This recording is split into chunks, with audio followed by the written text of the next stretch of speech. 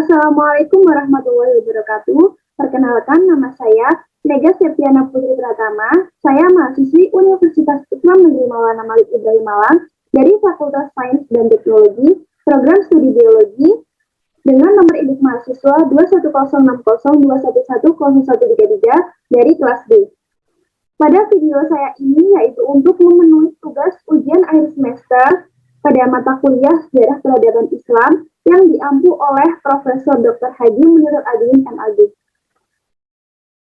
Akan saya share screen terlebih dahulu.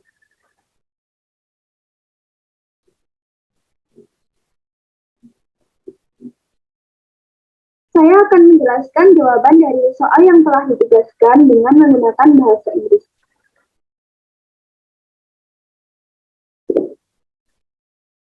Question number 1 is explain how the main foundation that the Prophet laid down in building Islamic civilization, explain in detail each point and how is it relevant to our life today. My answer is the foundation laid by the Prophet Muhammad SAW in building Islamic civilization is in several areas, namely as follows. 1. Education. A. Effort to eradicate literally Muhammad's arrival to Medina in the early days of his hijrah opened a new awareness of reading and writing. Medina language is partly Jewish. It's a little more advanced in the work of writing. The meeting between the two cultures, Mecca and Medina, led to a new perspective of the Prophet. What the Prophet did is a tribute to the spirit of science. Anyone can learn, even followers of other religions. B. Al-Ashifa and the spirit of science. From Pharaoh's circle of friends, Al-Ashifa is a group of people who can be said to be quite close to the Prophet. Al-Ashifa is not an authoritative group, but rather a voluntary group. In the midst of their gathering, the messenger of Allah gives a speech and conveyed many things about his knowledge, including the Quran and Hadith. From this association, a scientific forum is also formed in building the social order. 2. Socioculture. A. Abolition of slavery. It is no coincidence that Islam in some of the punishment imposed on the Mukallaf requires the release of slaves. B. Giving inheritance to women and restricting polygamy. The arrival of Islam in the Arab religion also had a significant impact, especially in the deconstruction of a gender-based culture. A baby girl who was born in the past was considered a disaster, and for those who still adhered to the Jahiliyah tradition, they would have the heart to bury her alive. The arrival of Islam is not only a socio-religious movement but also humanitarian movement, inheritance and wife restrictions are one of Islam's efforts to elevate the status of women. C. Tolerance between religions. Prophet Muhammad SAW began to lay the foundation of interreligious social life. This tolerance with followers of other religions includes A. Good neighbor. B. Helping each other in dealing with common enemies. C. Defending those who are persecuted. D. Appreciating each other. And E. Respecting religious freedom. 3. Economy. A. Riba and zakat in effort to alleviate poverty. Elimination of usury is also correlated with poverty alleviation efforts. In addition to the abolition of usury, Islam is also very concerned about monopolistic practice. To overcome this and so that the assets do not rotate on one side.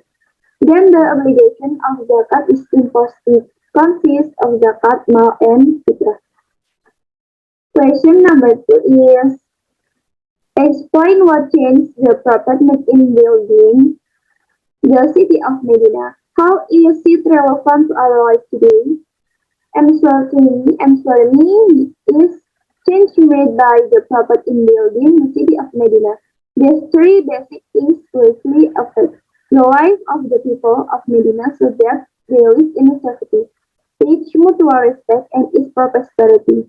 First, making the mosque the center of all activities. The building is not first an ordinary building, a building that marks the rise of Islamic civilization, because the Prophet enabled this mosque for all activities, starting from teaching Islamic teaching, wisdom, the process of teaching and learning to read and write, to formulating your own political strangles all were held in the Prophet Mosque.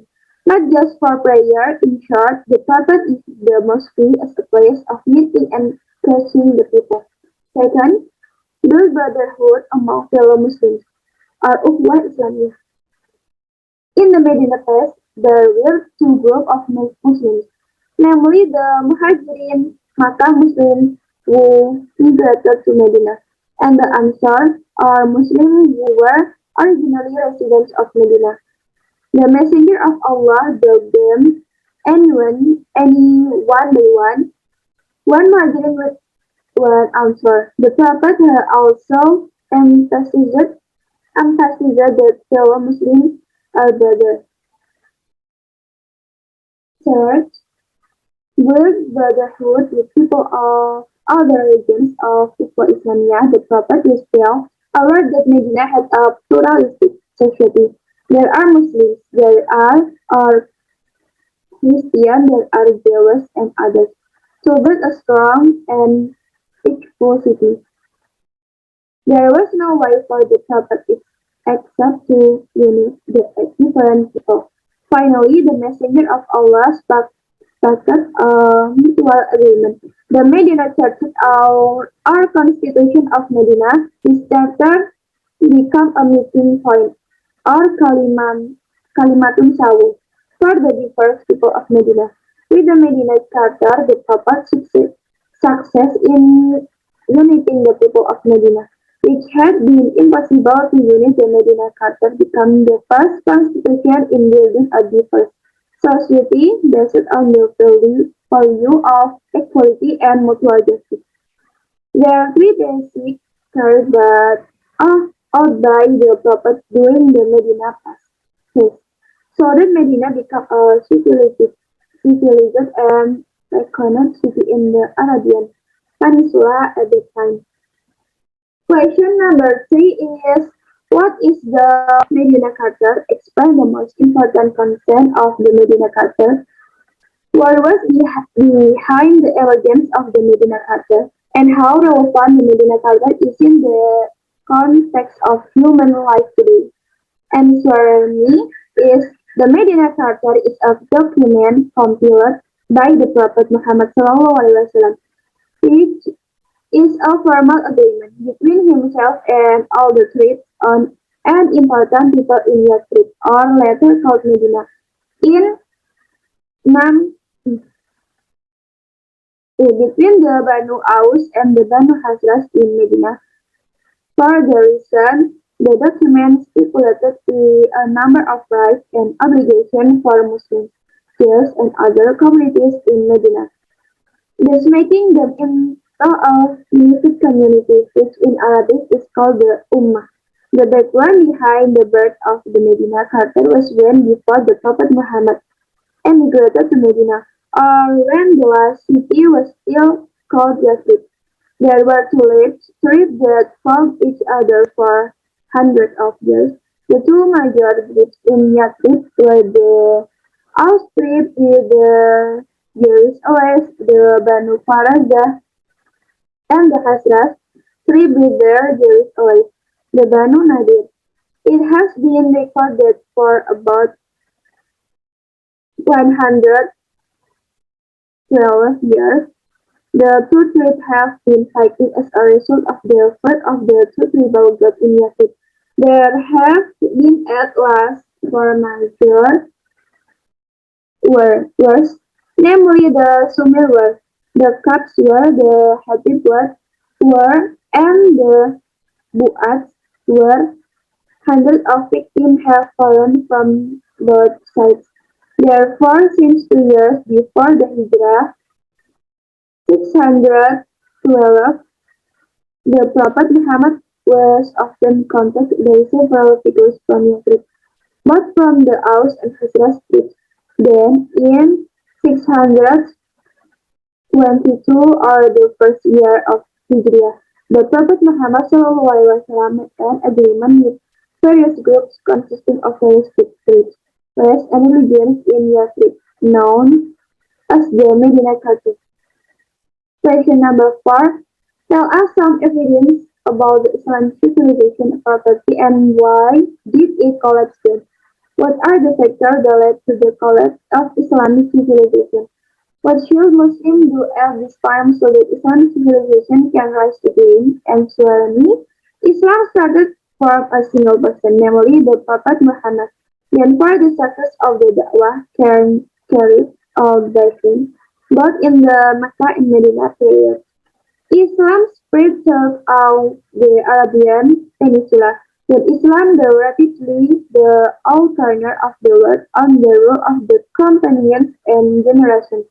After it, the development of Islam reached its peak of glory, occurred during the Caliph Abdurrahman ad-Dahlil 756 to 785 during the Umayyad state and Caliph Harun al-Rashid 786 to 809 during the Abbasid state, for example, which was marked by the establishment of Darul Hikmah,